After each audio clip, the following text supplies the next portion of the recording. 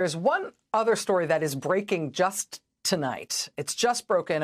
It's just developed sort of within the past couple of hours. And I want to bring this to you first. I'm not sure you've seen this elsewhere. You might remember a couple of weeks ago, we covered here on this show a sort of, in the grand scheme of things, a small scale confrontation in one small government office in Washington. It's a little agency that you definitely haven't heard of. It's called the U.S. Africa Development Foundation. And the reason we covered what was going on there is because something unusual happened there when Trump went after that office, went after that agency and tried to shut them down. At that agency, they had a physical confrontation with people from DOGE, from the Elon Musk austerity group. These would-be anonymous young men who work for Elon Musk. They showed up. Do you remember the story? They showed up at that small government agency and they demanded to be let inside. And that small government agency told them no. They said, we're an independent agency. We are actually not part of the executive branch. You have no legal authority over us. You have no legal right to come in. We do not invite you in. We say you can't come in. You cannot come in. And the DOGE kids left when they were told they couldn't come in. But then the next day they came back with muscle. They came back with people who said they were U.S. Marshals. And we think those people were possibly armed. They were carrying guns. Now, the U.S. Marshal Service consistently will not comment on this. They will not say whether or not those people were actually U.S. Marshals. We have some reporting that suggests they may not have been U.S. Marshals. Nevertheless, they reportedly claimed to be U.S. Marshals. And with those men, with those people claiming to be U.S. Marshals, the young men from DOGE did physically force their way into that agency and then locked out all the actual staff and changed the locks. So whether or not your heartstrings are pulled by the fate of that individual agency, right? You can see why this might be a qualitatively more worrying thing than some of the other stuff we have seen.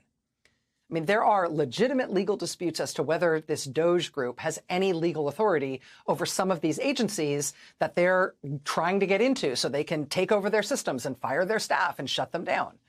Those disputes are legal disputes that need to be sorted out legally. You can't just use guns to force your way in the meantime, as a means of settling that dispute.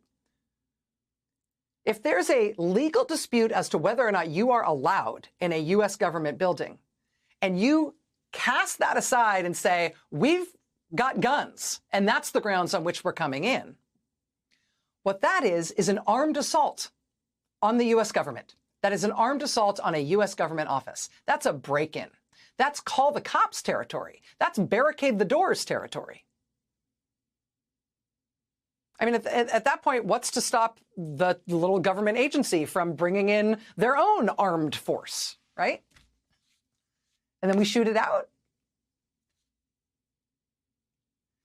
That said, if there is an armed part of the U.S. government, somebody who's allowed, whose agents are allowed to carry weapons, who have badges, who are allowed to use physical force as part of their job, to the U.S. Marshals or anyone else, if they are now working for DOGE against other parts of the government that you might think have an equal claim to their services and protection, well, then if that's the case, DOGE is something different than we thought it was. Do they have an army? I mean, if the president has given his top campaign donor the ability to use physical force, the ability to use the force of arms against other parts of the U.S. government, we are in a different place than we thought we were. Worrying possibilities were raised by that conflict at the U.S. Africa Development Foundation when that unfolded a couple of weeks ago. That's why we covered it here on this show when it happened. That led last week to a lawsuit being filed against the U.S. Marshals. Democracy Forward filed this lawsuit last week, asking in part why, quote, individuals associated with DOGE have repeatedly invoked threats to engage the U.S. Marshal Service when seeking questionable access to agency buildings and information. So that happened at the U.S. Africa Development Foundation a couple of weeks ago, led to the lawsuit against the U.S. Marshals demanding information from the Marshals last week. Well, now tonight, it has led to another physical confrontation. And this time, the agency in question actually did call the cops.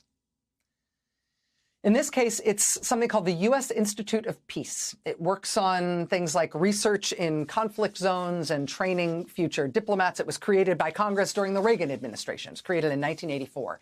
But it is not an official part of the U.S. government. It does not act in the name of the U.S. government. It is a separate institution. Nevertheless, on Friday, representatives from DOGE showed up unannounced at their building. And they showed up unannounced, this time not with somebody claiming to be a U.S. Marshal. This time they showed up with FBI agents? Wait, the FBI works for DOGE? They demanded entry into the U.S. Institute of Peace. The DOGE team was reportedly met by lawyers for the Institute who informed them, quote, of the Institute's private and independent status as a non-executive branch agency. They told them they could not come in. The DOGE representatives on Friday then departed. That was Friday. But now, today, apparently it has come to a different ending. We got this alarming quote from the CEO of that independent organization tonight. Quote, DOGE has broken into our building. The New York Times reports, quote, the U.S. Institute for Peace called the D.C. police on the Musk team members in an effort to stop them from trespassing because the Institute has control of its own building and the land it sits on. But instead, the D.C. police allowed them to enter and kicked out the Institute's officials. FBI agents, reportedly, and the local police are being used by one government agency as an armed force against another part of the government, another government agency that controls its own building and that says you can't come in. What's going on here? And how do we figure it out? Joining us now is somebody who has been trying to pry loose some of the truth of what's going on here. Skye Perryman is the president and CEO of Democracy Forward, which sued the U.S. Marshal Service last week, asking why DOGE was repeatedly invoking the marshals while trying to force their way into various buildings in Washington. Ms. Perryman, thanks very much for joining us. I appreciate it. Thanks for having me. So we've been trying to follow this as it has been unfolding. It's sort of dribs and drabs, and now this dramatic unfolding tonight. Let me just ask if there's anything that you know about this that either contradicts what I just said or can further advance the story. Well, I think what you said is concerning, and 5 alarm, I think is what you called it, as it is what we're hearing. We're hearing concerning reports tonight from people who have been inside the Institute of Peace. And this is really, unfortunately, a pattern. It sounds unbelievable. It sounds terrifying because it is, but this is becoming a pattern. We've seen this at other agencies, including the African Development Foundation, where we also have litigation pending against its on behalf of its chair, who, by the way, is a Republican, that is having to sue because the president is unlawfully removing him, and there was a confrontation. And now we have this, potentially armed confrontation today. This is not America, but this is what is happening in 2025. The lawsuit that you've already filed concerning the Marshal Service, Yes. Are you seeking information from the Marshal Service as to whether or not their personnel have been seconded to DOGE somehow? Are you trying to find out under what authority whoever those people were might have been operating when they used force to get into that property? Yes, we actually have been trying to seek that information from the government under the Freedom of Information Act, which you've talked about on your show before, that entitles all Americans to have this information. And the government has refused to provide it. And so that's why we are now again in federal court seeking to have disclosure of communications, of documents. That's one of many cases that we have pending right now to get, to really understand what's happening with DOGE, with Elon Musk. By the way, because no one voted for Elon Musk or for this, this force. I know that Democracy Forward, that your organization is involved in a lot of litigation against the president and DOGE and what they're doing to try to dismantle the government. I do want to ask, though, if there is precedent for this type of controversy, this type of dispute. I feel like when I cover things in other countries, one of the things I watch for to try to understand what kind of country that is when physical force is used to settle legal or political disputes, when guys with guns show up in the middle of what I would otherwise expect to be something that was a subject of a, summons. I don't know of anything else like this before. I profess I might be ignorant to this part of DC dramatic history.